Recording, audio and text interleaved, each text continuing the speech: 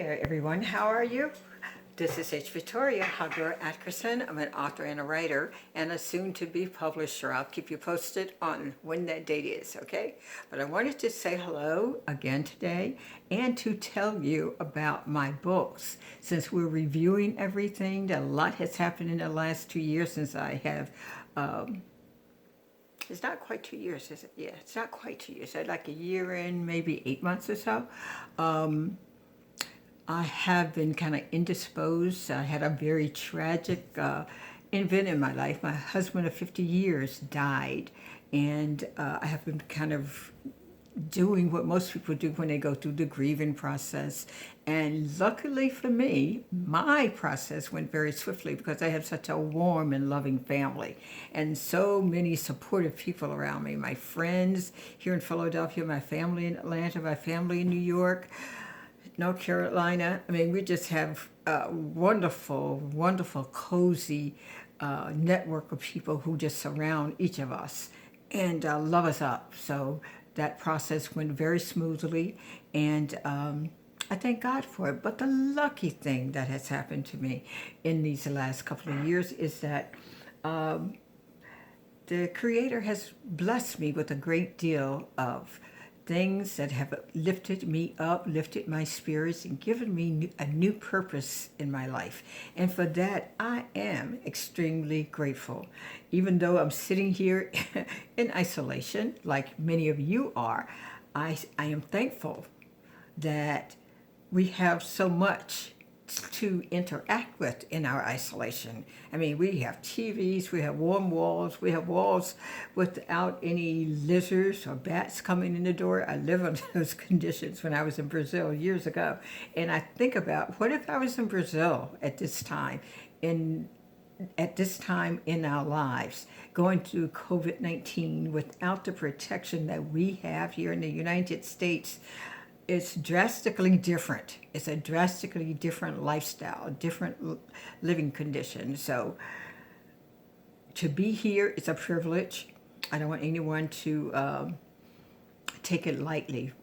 Although we complain about being restricted and not having things to do, we just have to bless ourselves as God has blessed us, and then bless each other. Learn to get to know each other better. If you're in isolation like I am, alone most of the time, then find things that the Creator wants you to do in your life, the remaining years that you have. It's very important that we tune into ourselves.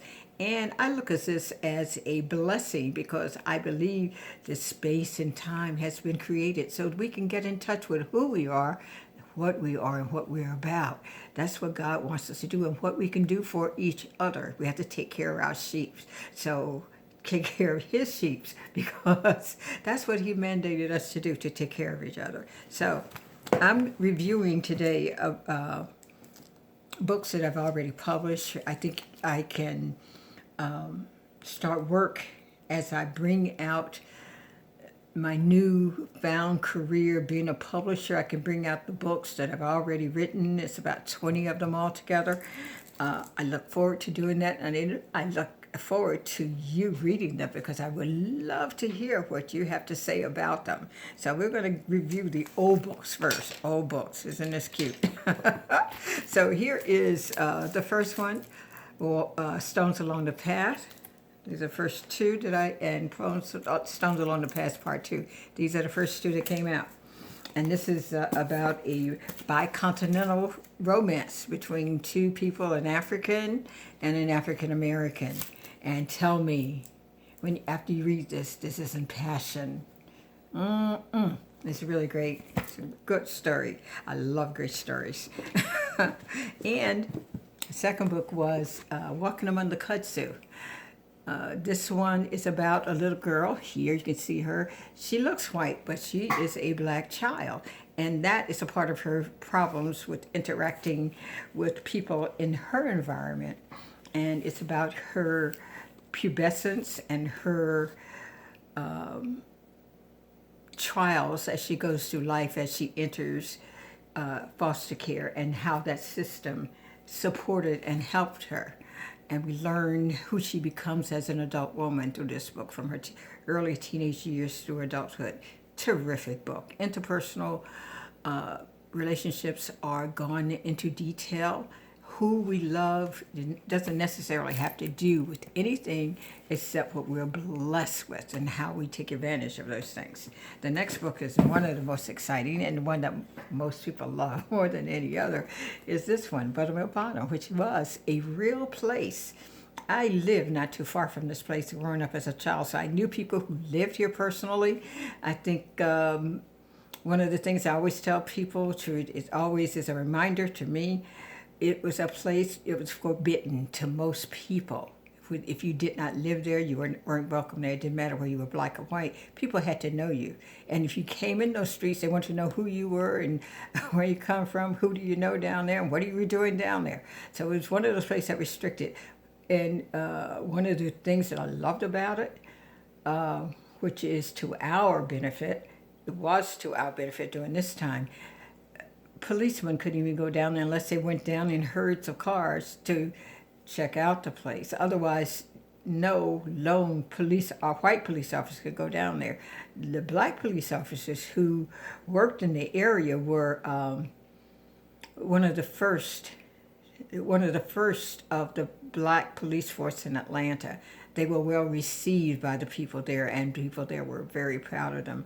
I knew a person who worked there, and as a police officer, and he was an amazing man. He talked about these people in the back of the book. Check the back of the book.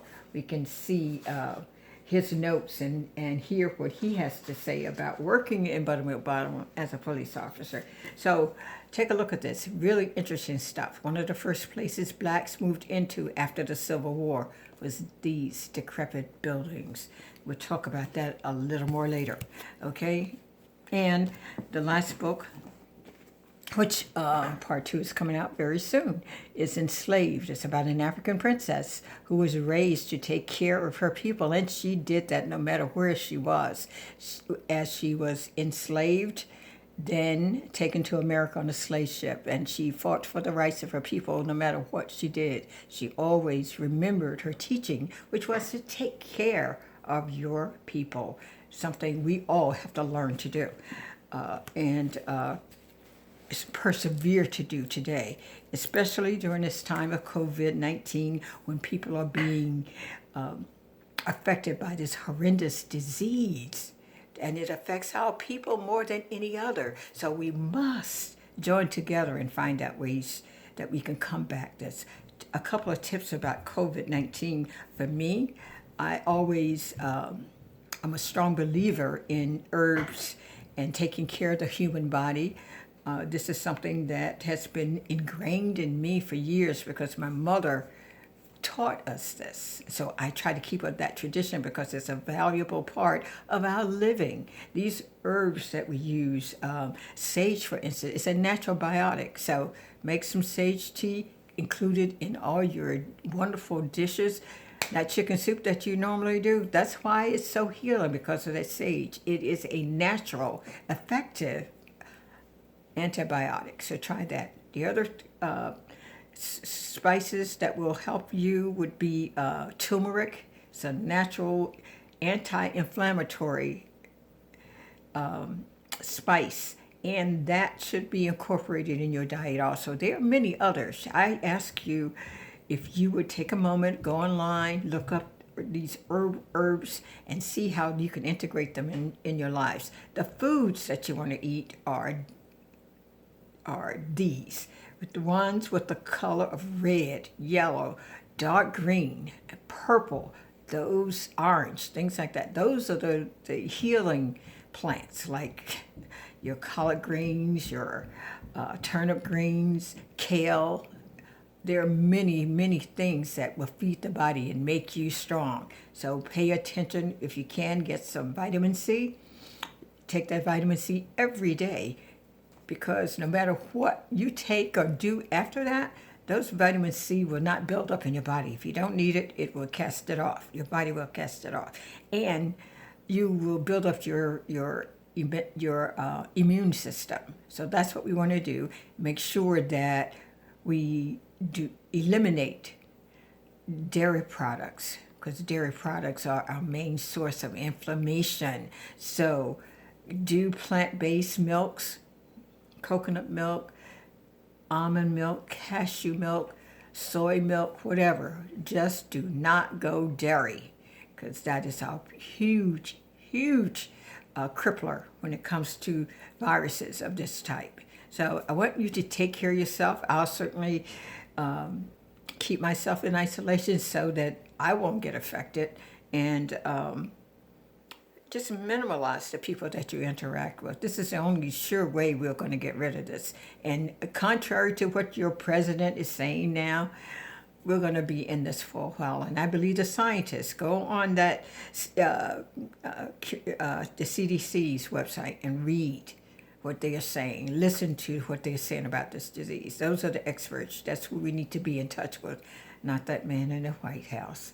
We want to all stay healthy until November so we can vote him out of office. So you stay safe, be good, and use this time to read my books and to love each other and take care of each other. And you take care of yourself. God bless you. I love you.